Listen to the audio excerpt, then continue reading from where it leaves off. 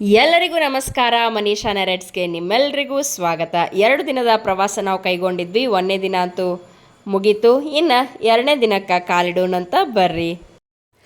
ನಾವು ಸಿಗಂದೂರು ಮತ್ತು ಜೋಗ ಜಲಪಾತ ಎರಡೂ ನೋಡೋಷ್ಟಾಗೆ ನಮ್ಮ ದಿನ ಮುಗೀತು. ನಾವು ವಾಪಸ್ ಸಾಗರ್ನಾಗ ಹೋಗಿ ತಂಗಿದ್ವಿ. ಮರುದಿನ ಮುಂಜಾನೆ ಸಾಗರದಿಂದ ಶಿವಮೊಗ್ಗಕ್ಕೆ ಹೋದ್ವಿ. ಮುಂದೆ ಏನು ಮಾಡಿದ್ವಿ, ಎಲ್ಲಿ ಹೋದ್ವಿ ಅಂತ ವಿವರಿಸ್ತೀನಿ. ಈ ಸಂಚಿಕೆ ಪೂರ್ತಿ ನೋಡ್ರಿ. ಶಿವಮೊಗ್ಗದಿಂದ ಸರಿಸುಮಾರು 13 ಕಿಲೋಮೀಟರ್ ಒಂದು ಸುಂದರವಾದ ಜಾಗ ಸಕ್ರೆಬೈಲು ಆನೆ ಬಿಡಾರ. ಆನೆಗಳಿಗೆ ತರಬೇತಿ ಕೊಡುವಂತಹ ಜಾಗ ಇದು. ಅವು ಕಾಡಿನೊಳಗಿರ್ತಾವು. ಇಲ್ಲಿ ಬೆಳಿಗ್ಗೆ 6ರಿಂದ 7 ಗಂಟೆಗೆ ಬಂದು ಸ್ನಾನ ಮಾಡಿಕೊಂಡು 11 ಗಂಟೆವರೆಗೂ ಇಲ್ಲಿದ್ದು ಆಮೇಲೆ ಇಲ್ಲೇ ಅವುಗಳ ಆಹಾರ ಆಗ್ತದೆ. ಅದಾದಮೇಲೆ ಸಂಜೆ ವಾಯು ವಿಹಾರಕ್ಕೆ ಹೋದ ಆನೆಗಳು ಮತ್ತೆ ಬರೋದು ಬೆಳಿಗ್ಗೆ 6 ಗಂಟೆಗೇನೆ. ತಾವಾಗೆ ಸೊಂಡಲಿನೊಳಗೆ ಬ್ರಷ್ ಹಿಡ್ಕೊಂಡು ಬರುವಂಥ ಆನೆಗಳು ಸ್ನಾನಕ್ಕೆ ದಪ್ಪ ಅಂತ ಹೆಜ್ಜೆ ಹಾಕೊಂತ ಬರ್ತಾವು. ಸಕ್ರೆಬೈಲು ಆನೆ ಬಿಡಾರಕ್ಕೆ ನಾವು ಇವತ್ತು ಬಂದೀವಿ. ಏನಂದ್ರೆ ಸಣ್ಣಗೆ ಮಳಿ ಅದ, ಚಳಿನೂ ಅದ. ಇದು ಗಾಜನೂರು ಡ್ಯಾಮ್ ಕಟ್ಟಾರಿಲ್ಲಿ. ಗಾಜನೂರು ಡ್ಯಾಮ್ ಇರೋದ್ರಿಂದ ಇದು ಹಿನ್ನೀರದ ತುಂಗಾ ನದಿ ಇಲ್ಲಿ ಹರಾಕತ್ತದ. ಇಲ್ಲಿ ಆನೆ ಬಿಡಾರ ಅದ. ಶಿವಮೊಗ್ಗದಿಂದ ನಾವು 12 ಕಿಲೋಮೀಟರ್ ಬರಬೇಕು. ಸಾಕಷ್ಟು ಸರ್ಕಾರಿ ಬಸ್ಗಳು ಅದಾವು, ಹಾಗೆ ಪ್ರೈವೇಟ್ ಬಸ್ಗಳು ಅದಾವು. ಈಗ ಸ್ವಲ್ಪ ಲೇಟ್ ಆಗಿದ್ದರಿಂದ ಸರ್ಕಾರಿ ಬಸ್ಗಳು ಭಾಳ ಕಮ್ಮಿ, ಆದ್ರೆ ಪ್ರೈವೇಟ್ ಬಸ್ಗಳು ಭಾಳ ಸಿಗ್ತಾವೆ ಮತ್ತು ಆಟೋಗಳು ಅದಾವು. ಹಾಗಾಗಿ ನೀವು ಯಾವುದಾದ್ರೂ ಮಾರ್ಗದಿಂದ ನೀವು ಬರ್ಬೋದು. ಇಲ್ಲಿ ನೋಡ್ರಿ, ನಮಗೆ 2 ಆಪ್ಷನ್ ಅದಾವು. ಒಂದು ಆನೆಗೆ ಸ್ನಾನ ಮಾಡಿಸೋದು ಮತ್ತು ವೀಕ್ಷಣೆ ಅಂತ ಹೇಳಿ. ಇಲ್ಲಿ ಆನೆಗೆ ಸ್ನಾನ ಮಾಡ್ಸೋಕೆ ಟಿಕೆಟ್ ಐತಿ 50 ರೂಪಾಯಿ. ನಾವು ಟಿಕೆಟ್ ತೊಗೊಂಡು ಇಲ್ಲಿ ಬರಬೇಕು. ಪ್ರತಿಯೊಬ್ಬರೂ ಒಂದು ಬ್ರಷ್ ಕೊಡ್ತಾರೆ. ನಾವು ಆನೆಗೆ ಸ್ನಾನ ಮಾಡಿಸುವಂತಹ ಒಂದು ಸುಂದರ ಅನುಭವವನ್ನು ನಾವಿಲ್ಲಿ ಪಡಿಬೋದು. ಇಂಥ ಒಂದು ಸುಂದರ ದೃಶ್ಯ ನೋಡೋಕತ್ರ ಇಲ್ಲಿಂದ ಹೋಗಬೇಕೇ ಅನಿಸೋದಿಲ್ಲ. ಆ ಆನೆಗಳಿಗೂ ಸಹಿತ ನೀರೊಳಗೆ ಕುಂತ್ರೆ ಎದ್ದು ಹೋಗಕ್ಕೆ ಮನಸ್ಸಾಗ್ತಿಲ್ಲ. ಎಬ್ಸಿದ್ರೂ ಸಹಿತ ಸಿಟ್ಟು ಬಂದು ಮತ್ತೆ ವಾಪಸ್ ನೀರಿಗೆ ಬೀಳುವಂತಹ ದೃಶ್ಯ ನಾವಿಲ್ಲಿ ನೋಡಾಕತ್ತೀವಿ. ಆನೆಗೆ ಸ್ನಾನ ಮಾಡಿಸಿದ ಪುಣ್ಯ ತಡ್ತದಂತನೋ ನಂಬಿಕೆ ನಮ್ಮದು.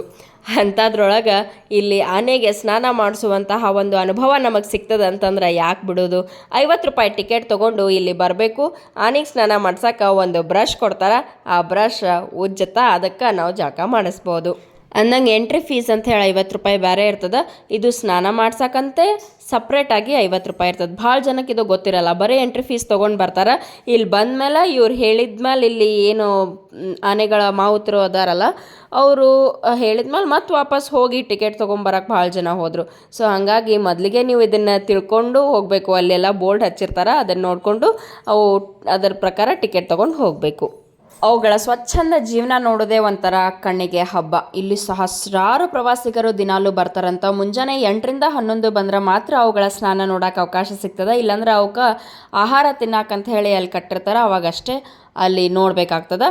ಹಾಗಾಗಿ ಆದಷ್ಟು ಮುಂಜಾನೆ 8ರಿಂದ ನೀವು ಬಂದ್ರಿ ಅಂದ್ರೆ ಭಾಳ ಚಂದ ಒಂದು ಪರಿಸರದೊಳಗೆ ಆನೆಗಳು ನೀರಿನೊಳಗೆ ಆಟ ಆಡ್ತಿರ್ತಾವೆ. ಅಲ್ಲಿ ಜಳಕ ಮಾಡಿಸೋದು ಅದು ಒಂಥರ ಅನುಭವನೇ ಬೇರೆ. ಕರ್ನಾಟಕ ಅರಣ್ಯ ಇಲಾಖೆಯವರು ಇದನ್ನು ನೋಡ್ಕೊಳಕತ್ತಾರಂತ. One of the best elephant camps ಅಂತ ಹೇಳಿ ಇದು ಪರಿಗಣಿಸಲಾಗ್ಯದ. ಅಂದ್ರೆ ಭಾಳ ಒಳ್ಳೆ ತರಬೇತಿ ನೀಡುವಂತಹ ಶಿಬಿರ ಇದು ಆಗ್ಯದ. ಜಗತ್ತಿನೊಳಗೆ ಅತಿ ದೊಡ್ಡ ಗಾತ್ರ ಹೊಂದಿರುವಂತಹ ಪ್ರಾಣಿ ಅಂದ್ರೇ ಆನೆ. ಆದ್ರೆ ಅವುಗಳ ಮನಸ್ಸು ಮನುಷ್ಯರಂತೆಯೇ. ಅವಕ್ಕೆ ಪ್ರೀತಿಯನ್ನು ಕೊಟ್ಟರೆ ಅವು ಸಹ ಮರಳಿ ಪ್ರೀತಿ ಕೊಡ್ತಾವಂತ. ನೋಡಿರಲ್ಲ, ಮಾವುತನ ಜೊತೆ ಅವು ಎಷ್ಟು ಬಾಂಧವ್ಯದಿಂದ ಇರ್ತಾವೆ. ಮಾವುತ ಆನೆ ಬೆನ್ನ ಮೇಲೆ ಏರ್ ಕೂಡ್ಬೇಕಂದ್ರೆ ಅವೇ ಕಾಲಿನಿಂದ ಸಹಾಯ ಮಾಡಿ ಅವನಿಗೆ ಮೇಲಿರಾಕ ಅನುಕೂಲ ಮಾಡಿಕೊಡ್ತಾವೆ. ಈಗ ಆನೆಗಳು ಸ್ನಾನ ಮುಗಿಸ್ಕೊಂಡು ಹೊಂಟವು ನೋಡ್ರಿ. ಅವತ್ತರ ಹೆಜ್ಜೆ ಹೆಂಗೆ ಕಾಣಕತ್ತಾವ ಅಂತ ಹೇಳಿ ಒಂದೊಂದು ಗುಂಡಿ ತೋಡ್ದಂಗೆ ಆಗ್ಯಾವ. ಅಷ್ಟು ದೊಡ್ಡ ಹೆಜ್ಜೆ ಆನೆಗಳದ್ದು. ಇನ್ನು ಅವು ಆಹಾರ ಸೇವ್ಸಾಕ ತಮ್ಮ ಜಾಗದಲ್ಲಿ ಹೋಗಿ ನಿಲ್ತಾವು. ಅಲ್ಲಿಯ ಸರಪಳಿಯಿಂದ ಕಟ್ಟಿರ್ತಾರೆ.